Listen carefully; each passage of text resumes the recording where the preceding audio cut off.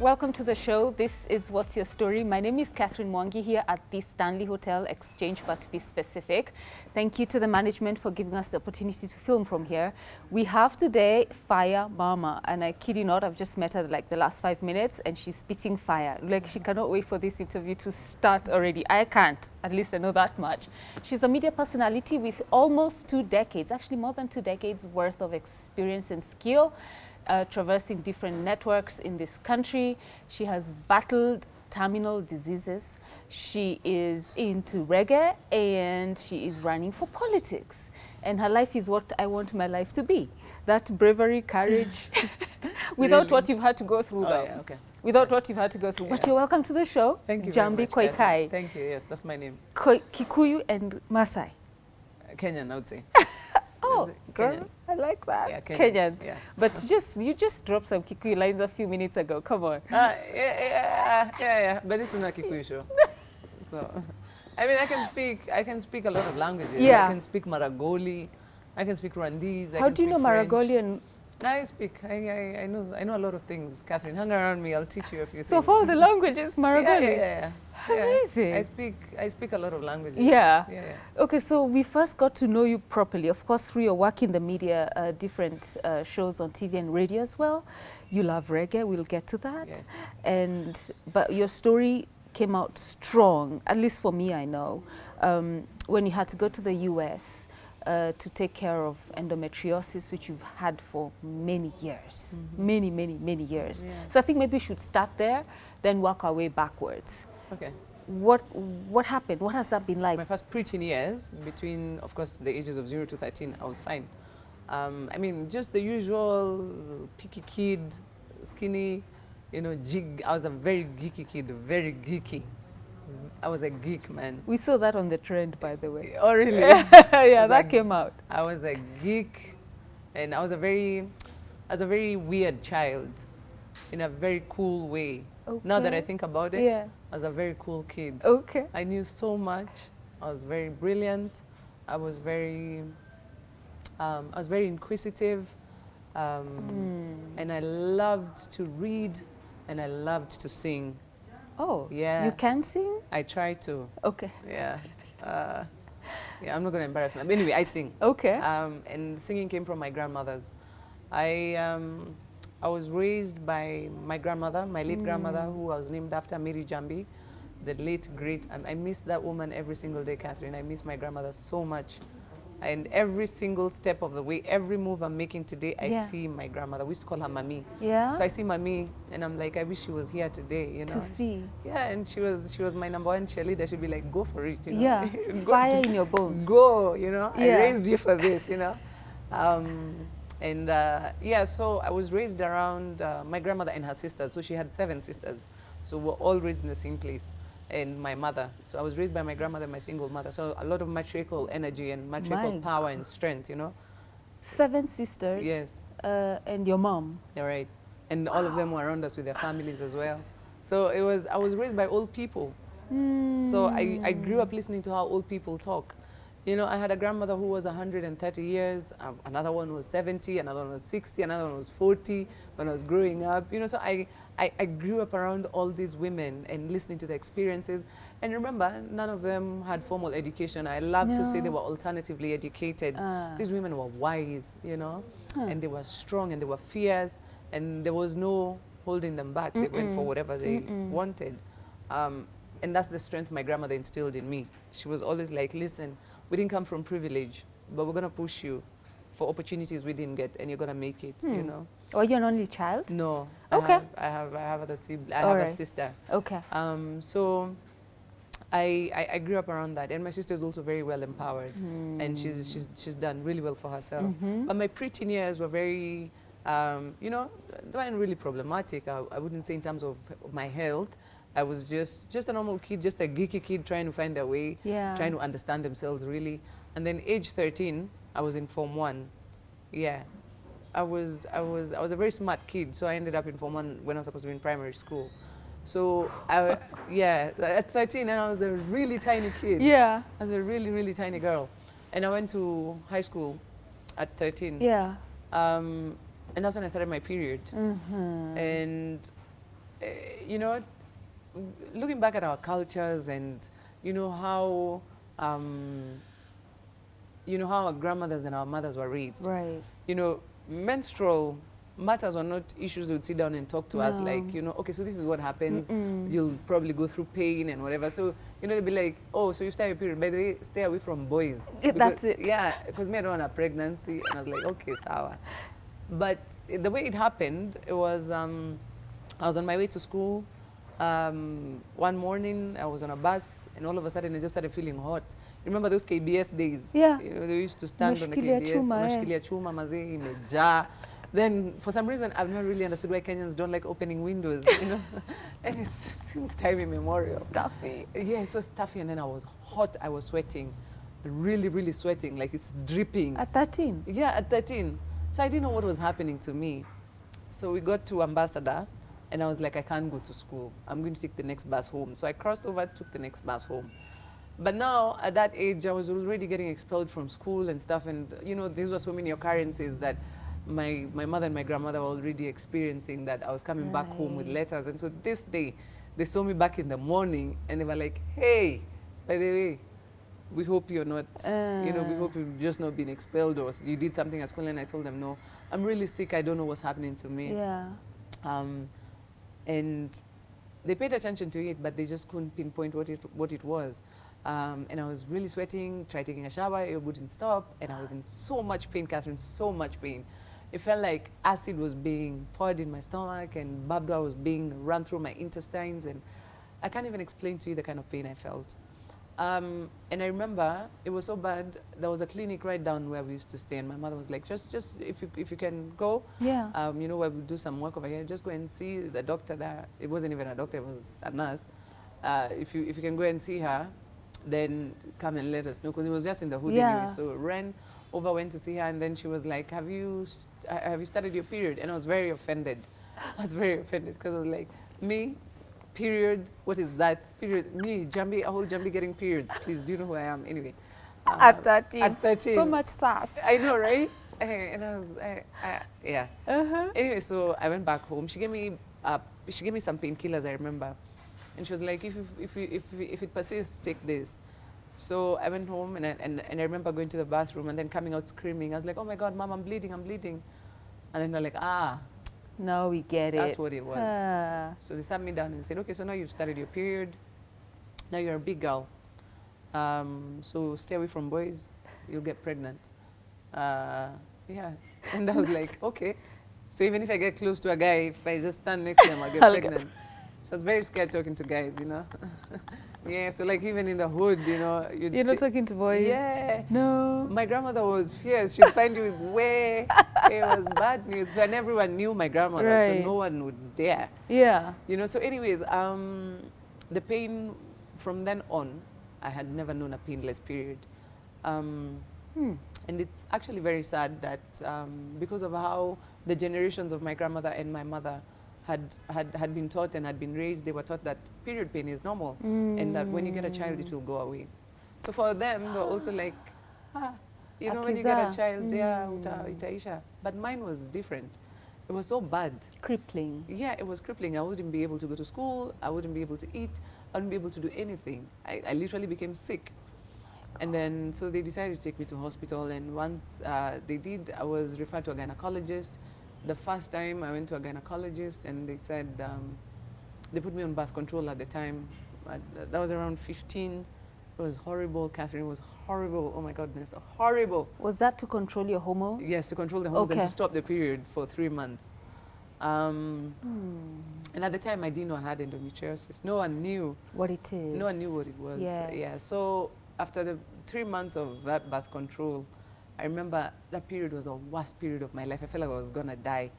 And I remember telling my mom, Mom, if there's a surgery to remove these things, man, let me just do it. You know, I can't live in this pain. It's too much. Little did I know, the next 10 years would even be worse. My God. Yeah, so the pain persisted, and we went to a couple of doctors, and I was misdiagnosed so many times. I was even misdiagnosed to have diabetes, you know, tuberculosis, so many times, so many different diagnoses and misdiagnoses. And I finally got proper diagnosis like 19 years later. Oh in my 30s, can you imagine? In my 30s. Wow. Yeah, I got a proper diagnosis in 2015, since 1998. God. Was that from a local doctor? Yes.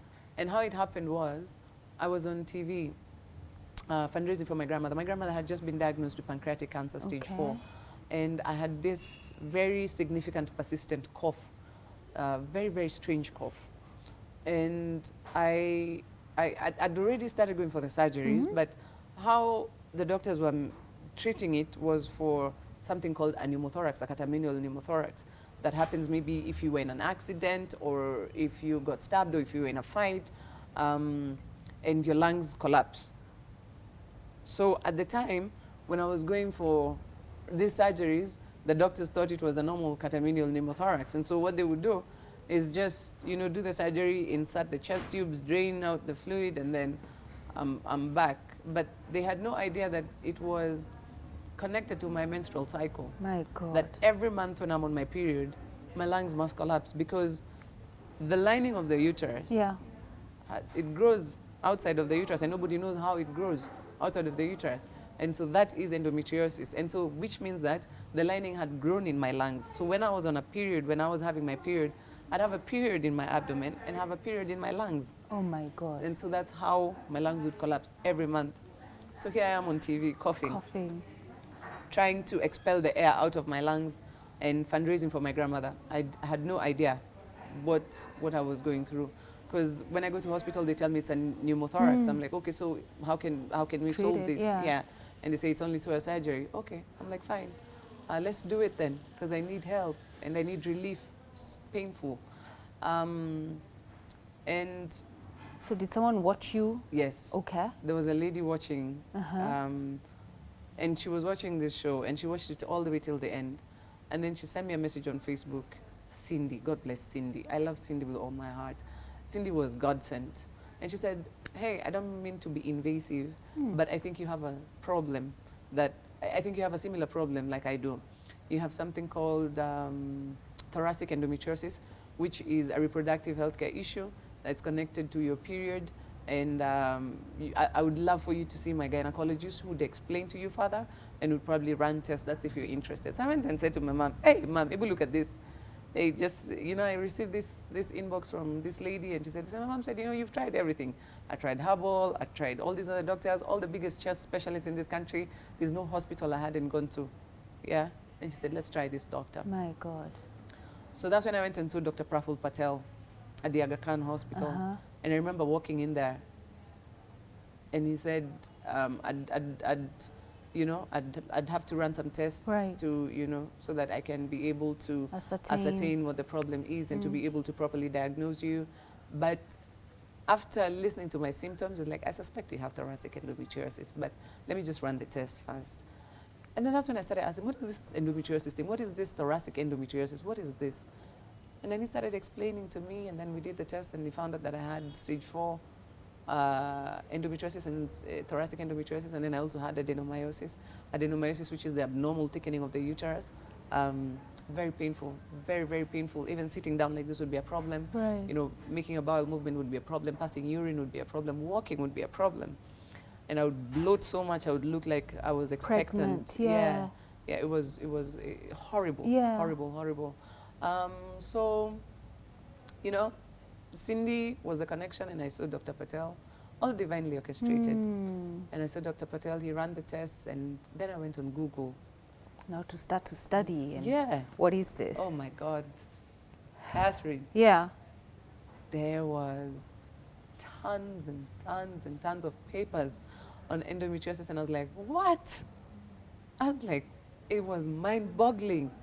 Like, I remember I stood by the staircase at the Aga Khan. I was like, no, just no. This is what I've been suffering. No, I was like, no.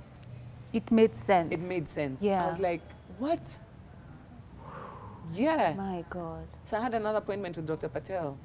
So I went to see him, and now we were going to discuss how are we going to treat this. And it was so, oh my God. And I had to do so many tests, pelvic ultrasounds. Some I had to do while I was on my period, and they were so painful, and so Jesus. it was so invasive. Yeah. So, but The good thing, though, with that is finally there was a proper name, Yeah. a proper diagnosis Yeah. to what you've been going through. Right. So at least you could trash all the meds, Yeah. all the treatment, and Yeah. now focus on treating the right thing. Exactly. The relief, Yeah. as bad as it was. Yeah. I was Huh. finally happy. I was like, so this is what I've been battling for I've been battling with all these years. And then came the shocker of all shockers when Dr. Patel was like, you know, there's no doctor here who can treat you. I can't even dare touch you because we do not have skilled experts Locally. to cut out this disease. And he said, you must go for a surgery known as excision so that they can be able to cut out the disease from the root cause. My God. And I was like, where am I going to go? Where does it happen? Yeah, where does it happen? Who are these skilled doctors? Yeah. And he was like, you have to go look for them. He doesn't even know? He didn't know. So I went online. Oh, Jesus. I went online, and there's a big community, and also Dr. Patel helped. We tried India, and they said, no, your case is too critical. We can't be able to treat that. It was stage 4. It was stage 4. And then thoracic endometriosis is also very underdiagnosed. It's not rare, it's underdiagnosed. So even Dr. Patel himself was like, now if India have said, The medical hub of the world. yeah, if India have said they can't treat you, Njambi, what are we going to do? So we tried the UK. The doctor we found was retiring. He was like, he looked at my records. He was like, I don't think I want to do this before I retire. This looks a bit too complex for me. My God. So I was like, wow, okay, what do I do? So we have a community Yeah. of endo warriors. Yeah. So there's a lady known as Artisha.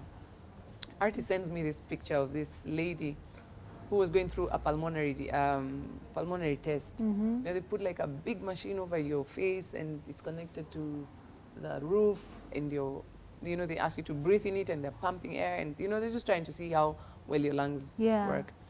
And I saw this lady, and I went through her profile, and she was talking about thoracic endometriosis, and I was like, wow, Mm-hmm. and this is it. And then I was like, oh my goodness, she's in the States, how am I going to get there? Will she ever respond to me? I said, you know what? The worst she can say is no. Yeah. So I reached out to her. I asked her what she was going through, how she dealt with it, and if she ever got treated. And she said, yes, I had thoracic endometriosis. She had 3 episodes of lung collapses, I think, if I'm not so wrong. And she went to the Center for Endometriosis Care in Atlanta, Georgia, and she was treated, and she was fine, and she was back to work. I said, what? I said, give me those Contacts. give me those contacts ASAP, Yeah. because I'm dying. My God. I'm dying. Yeah. And I'm literally dying. Yeah. I'm literally just fighting for my life. And she said, oh my goodness. So her name is Njambi Koikai. And she's one of the most fiercest warriors I've ever met. And she's like my sister from another mother. Jenny was very, very helpful. Jenny became a sister. Jenny walked with me, because, when you're going through something like this, you feel alone, because there are not very many people who come out and say they're going through the same thing. Even can relate to it. Exactly, Yeah. nobody can relate to it. Yeah. So when my lungs would collapse, I'd ask Jenny, did you feel this way? Because the pain would come from the shoulder. I wouldn't even be able to lift my hand.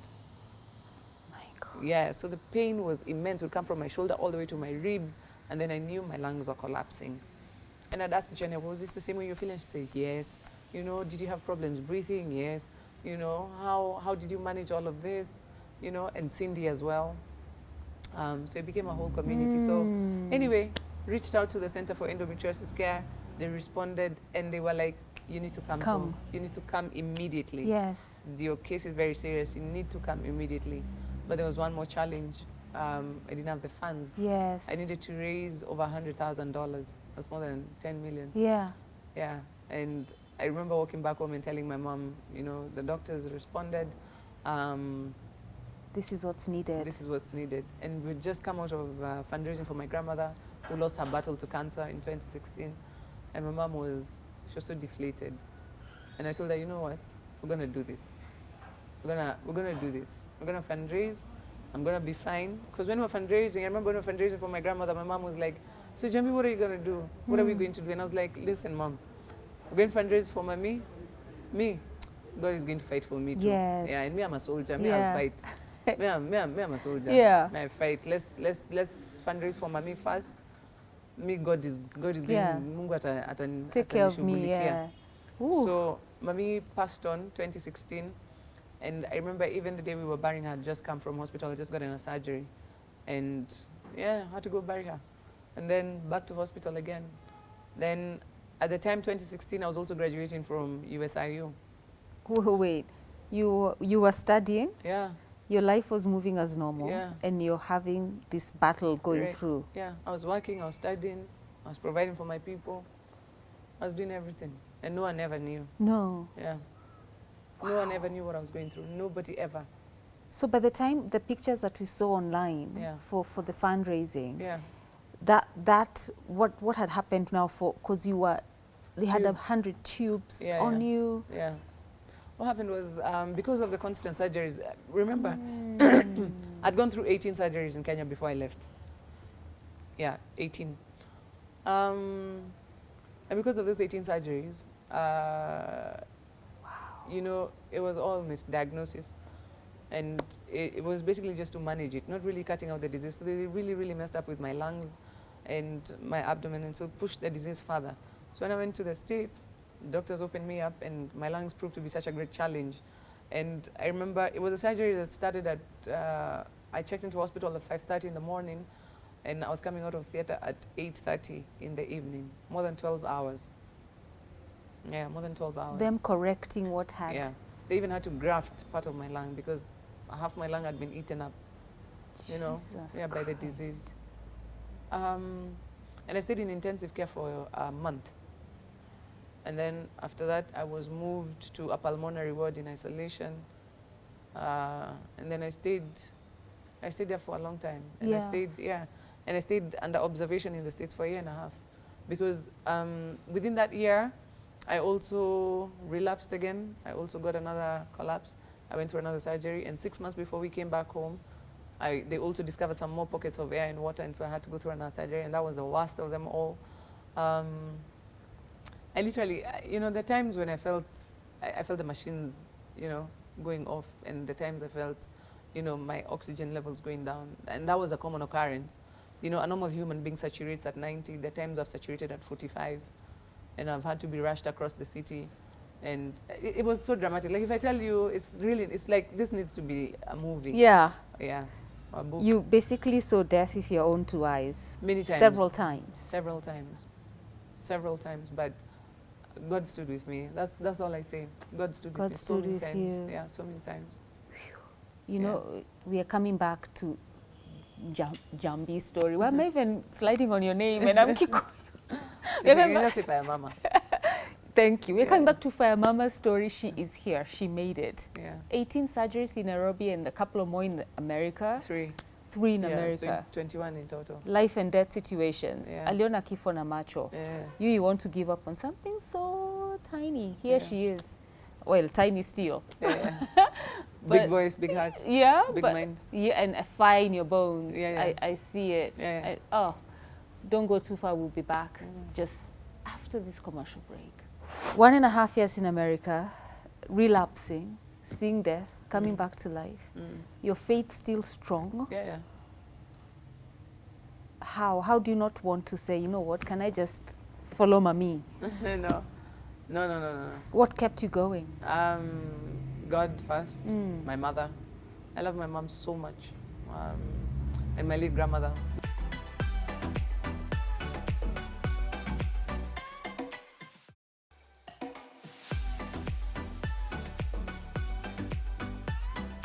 Welcome back to the program. It's What's Your Story? So, Njambi, 1.5 years in America, relapsing, seeing death, coming back to life. Your faith still strong? Yeah. How do you not want to say, you know what, can I just follow mommy? No. What kept you going? God first, my mother. I love my mom so much. And my late grandmother. Those two women really stood with me And they always taught me never to give up. Like, these are women who went through hell, man, to raise me. And my sister, they went through hell. They sacrificed their lives. They've gone through so much. They didn't have opportunities, and they were never really women who came from privilege. So it was just working so hard and sacrificing their lives for me to be where I am today. I was like, I'm not giving up. I'm not giving up. I'm not giving up for mom. I'm not giving up for the community that I come from. Because where I come from, we don't see people like me. I come from the hood. We don't get opportunities. We don't get people who've overcome adversity and come back and say, hey, you know, I'm here. I made it, you know. And we overcome adversity, but we never have opportunities. And we don't see people like us. We don't see people like us. They don't want to see people. They don't want to show us people like us. That's it. You're supposed to be in the back burner. Right. Like, no, not we don't have a seat at the table. There you go. Yeah, nobody wants to welcome us. Nobody is opening doors for us. Nobody, you know, nobody tells us that we matter or we care. Your sound doesn't matter, your voice. Yeah, your voice doesn't matter. You come from the hood, so you know what to amta. You know? And all these stereotypes and all of that. And I was like, no, man. I gotta show people that I'm taikona to a Miss Mama. There you go. Yeah. And when you say Mta, you mean Kangware, where you were born and raised? I was born and raised in Dago, Ungwaro na Reduta Satellite for W. What's the middle one you said? Gosh. Ungwaro. Oh, Kangware. Yeah. Oh, oops, Kangware. Okay. Ungwaro. Okay. I speak a lot of Sheng as well, so. That's pretty cool. Yeah. That's pretty, man, you are just this multifaceted, multilingual, multi-talented. Right, I love code switching as well. Yeah? Yeah. I mean, you know, when people stereotype you and people have a different perception of you, you gotta pull up. So where does Fire Mama come from? Fire Mama is hood. Fire Mama is ghetto. Fire Mama is reggae. Okay. Yeah. And your love for reggae? I love it because I grew up listening to reggae. My mom's brother is one who introduced me to reggae and music, actually. Right. My uncle. So my uncle would come, put the tape in there, and then he'd tell me, Ebu skiza udem, skiza udem, skiza udem. And I was a tiny kid. So I'm like, Winnie Nani? And he's like, when it was Sister Lucy. Sema Sister Lucy. I'm like, Sister Lucy. Then I started listening to Sister Lucy. She was an MC. Yeah, she was an MC. Is that where your MC gift talent was birthed? Right, yeah. And then he'd make me listen to the reggae, and he's like, listen to all this music, sing. And then he's like, he's like, this is culture, this is Joseph Hill. Before I knew Bob Marley, I knew Joseph Hill because my uncle loved Joseph Hill. And I love Joseph Hill as well, the late Joseph Hill in culture. So that's how he initiated me into music. And if I wasn't doing reggae, I'd be doing rumba, by the way. Right? We love reggae and rumba. In our house, reggae and rumba. So my uncle was my greatest musical influence, and he really, really encouraged me to get into it. And I'm grateful for that because he really guided me into it. And then when I started working, we also got into some business together. Well, it didn't go well because I fell ill, and we started the sound system, and I met people like Selector Techniques who we've worked with together for like 15 years. And for me, the reggae journey has been one of my most formidable moments. One of my most, I love it. Yeah. I love it. It's given me a base. It's given me a connection to people. People love Fire Mama, and I love the people, and it's where I'm loved and I feel naturally at home. Yeah, that's family to you. That's family. My reggae family is my home. Wow. Yeah. So they must also have stood very strongly and closely with you during that time when you were battling endometriosis. Yeah, I mean, my reggae people, I don't think, I had a boss who once said that I have a cult-like following. Not once, not twice. You do. She said, I have a cult-like following. And I said, it's not a cult-like following. I just give people love, man. People just want love, and people just want the truth, and people just want authenticity in its rawness, you know? And that's why Fire Mama has been appreciated and loved. And one of my biggest fan bases is Kisumu. Oh. Yeah. They say in Kisumu, if you go to Kisumu, just say Fire Mama. They say two people speak in Kisumu. Baba and Fire Mama. Are you for real? Yeah. That's my biggest fan base. That's and of course, amazing. Dago, Nairobi. Yeah. So, and reggae has given me opportunities, different opportunities to meet different people, to interact with all kinds of people. Yeah. It's taken me all over the world. Yeah. And I love it. Yeah. Yeah. It's a big part of my life. That's a beautiful story. I love its genesis. It started with family. Yeah. I love that a lot. You don't forget those. Just watching you speak about it, so memories were coming. Yeah. You know, Yeah. so it's beautiful to watch. Yeah. So the 1.5 years in America, Yeah. and how you cheated death. You didn't cheat death, you overcame. That Yeah. was a battle that you won. Yeah. Do you feel you were given life back for a reason? Yeah. Which is? I was given life for a reason. I was given another second chance to come and serve people and to impact lives more purposefully than I ever did. And as a child, I've grown through challenges, tribulations, and I've gone through a lot of adversity. And I've grown through a community that has gone through a lot of adversity. Remember, I grew up in a slum. We didn't have water, we didn't have electricity, we didn't have sanitation facilities. And I remember at one point, in 1992, I was a child, but that was the first multi-party democracy election, multi-party election we had in 1992. And I remember the MP who was running for Dagoretti at the time, before Dagoretti was divided into South and North. Yeah. The MP who was running then was Chris Kamuyu, KK Kamuyu. And I remember there were Land Rovers that were branded YK92. And they were going around, and you know, they were honking, and everyone was out there singing. And then they had these little tiny flags, like there were Kanu flags that they used to give people. Yeah. So people would line up, you know, outside our houses, and people would line up by the road and just waving these flags and singing, you know, these songs. And I was standing between my mother and my grandmother. My mother was latching onto my younger sister, and I was standing in between them, and so I was just observing. And everyone was singing, oh, KK Kamoyo, KK Kamoyo, and all the kids were singing. And so I asked my mom, I tagged onto my grandmother, Mami, and I said, Mami, what's going on? Yeah. And she's like, oh, these are campaigns going on. I said, what are campaigns? Yeah. And she said, this person is coming to ask us to vote for him. And I said, who is he? And she said, he's an MP. And I said, okay, so who's an MP? And my grandmother turned over to my mom and she said, can you shake your child? She asked too many questions. She asked too many questions, I can't deal with her. And so I asked my mom, who's an MP? She said an MP is a leader. And I said, who's a leader? How old were you? I was very young. I was less than 10. Okay. Yeah. I'm like, who's a leader? Yeah. And she said, a leader is someone who leads people. That was her answer. I said, okay, fine, they're leading us. What are they supposed to do for us here? Right. Like, what are they leading us here? And I asked and nudged her. And then she said, this MP is supposed to give us water and supposed to give us electricity. I said, but we don't have water and we don't have electricity. Yeah. How is he going to do it for us? And then my mom looked at my grandmother, they looked at me, and they had this look they always gave each other when I asked very hard Intense rhetorical questions. Yes. And then I kept quiet, and then I said to both of them, I said, when I grow up, I'm going to become an MP, and I'm going to bring water and electricity for our people. And my mother was like, oh my goodness, look at this child. And my grandma used to look at me in disbelief. Yeah, and then we went back to the house. The seed was planted then.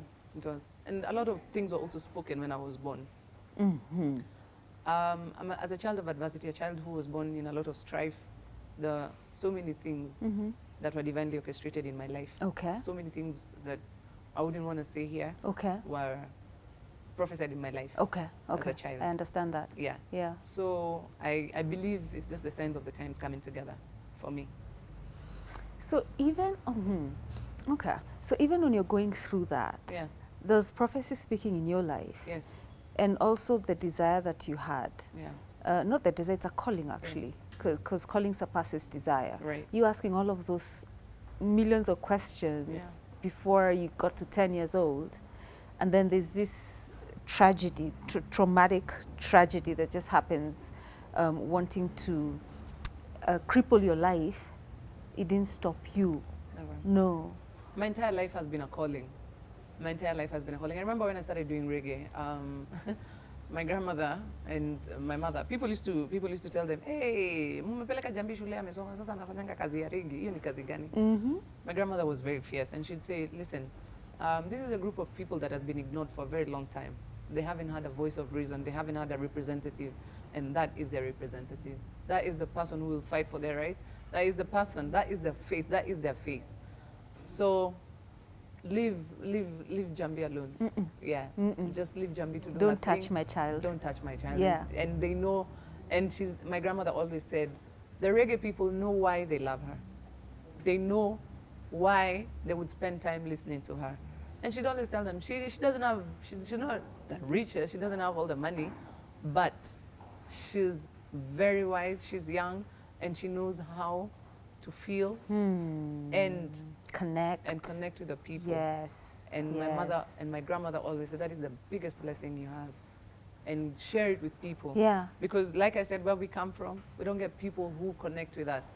We're always seen as outsiders. No one really shows us that we care or we matter. Nobody really takes our issues to heart. And nobody's really fighting for us. And that's what you want to do now. Yes. The aspirations you hold now are huge. Huge. Yeah. Huge. Tell me about that, your political aspirations. I understand the the enormous responsibility that's been placed on me, and for me, it was either now or never. It was either now or never, and this was the right time for me to do it, because first of all, we have a huge youth crisis in Dagoretti South. The issue of youth unemployment is huge, but we fail to understand what is youth unemployment. Have we come down to the youth and really had a chat with them, really communicated with them and understood what issues they're facing? What do the youth like doing? What do the youth love doing? Our youth are into sports and art. Two of the biggest income generating activities all over the world, but not in this country. Why? Because we've consistently ignored that part about the youth. Why don't we empower young people? Why don't we open up those spaces for them and create more platforms for them? The youth want to play football. Yeah. Why can't we put in policies to stop land grabbing? Why can't we protect the pitches that are there? Why can't we, refurbish our pitches? Yeah. Why can't we find sponsors for these teams? We have formidable community teams. We do. Yeah. We do. Yeah. No, I know. Yeah. We do. Yeah. And if we get sponsors, those young guys can get paid and they can do what they love. Not everybody can be a doctor, not everybody can be an engineer. And even those who want to be doctors and engineers, they deserve an opportunity and a platform as well. Innovators. Are we thinking about that? Yeah. Actually, some of the most recognized innovators, the ones that you just find on page 10 of the newspaper, come from the slum areas. Exactly. And they've been fitted in New York. Yeah. And you're like, what story is this? How come it's not making headlines? Yeah, How come it's not trending? Yeah, because we're not giving them the platforms and we're not empowering them. Yes. But what we are doing, we're disempowering the youth, and we're frustrating them so they become more depressed. And then we keep on wondering, why are the youth into crime? Why are the youth into alcohol? If you're not refurbishing the pitches, if you're not creating studios, if you're not creating hubs where they can come and create, content is king right now. If you're not creating platforms for our youth to take advantage of these opportunities of social media, which is employing so many people, but instead we build and enlarge our police stations, we're getting it wrong. If we are not looking into how we're disbursing the bursaries because of nepotism, that our mothers cannot go to the CDF office if they don't know someone. You gotta know someone to know someone to know someone to get that bursary. Every child deserves an opportunity to an education. Every child. Yeah. I am a product of an opportunity. Every child in our community deserves that opportunity. Every child. And if we're talking about business development, have we gone down to our mama mbogas and sat down and had a chat with them? Have we sat down and realized what challenges they're facing? Are we talking about how Kanjo is always taxing them? Kanjo is after their biasharas, Yeah. Are we talking about that? Are we thinking about how they're heavily taxed? Yeah. Yeah. We're not talking about that. There's a lot. There's so much. You come to the Greater South, we've had an issue of water, persistent water shortages. Like, I can't tell you the last time million maji ya Kanju.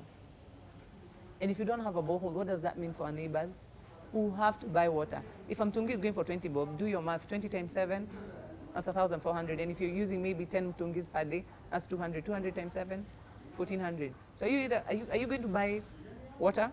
Are you going to buy food? And for the women and girls, are you going to buy pads? My God.